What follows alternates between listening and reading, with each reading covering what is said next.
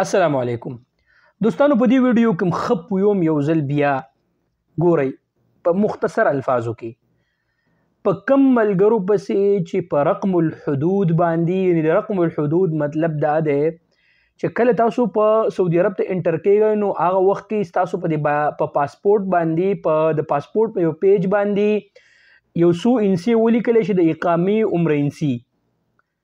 هغه انسي هغو ته رقم الحدود وایي.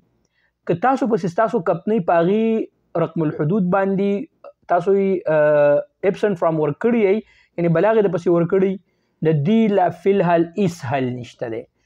ما ته خلکو ته ما ته پرون یو ملګري میسج وکړو، عمیر بھائی پلاني کس رانه دومره روپۍ اخیستې دي، څه ورسره وکړم؟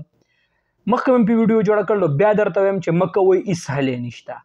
دویم، د ډومېسټک ورکرز د حروبو فی الحال هېڅ حل نشته دی، هېڅ نظام لا نشته دی. چاله پیسې مه ورکوئ، خپل ځان سیند ته مه غورځوئ. د دې نه علاوه کم د نوي نظام کې چې کم انقطاع عن العمل حروب کیږي، د دې هم لا فی الحال هېڅ حل نشته دی.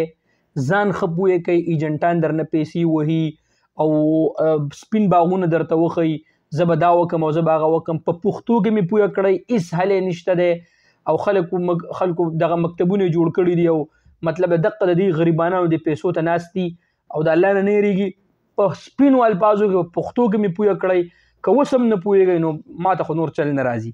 لکه دا د زړه درد درته وایم او ځکه درته وایم چې ما ته ملګري راته میسجونه کوي چې دومره پیسې رانه خلکو اخیستې دي او څه وکړو ورسره اوسه.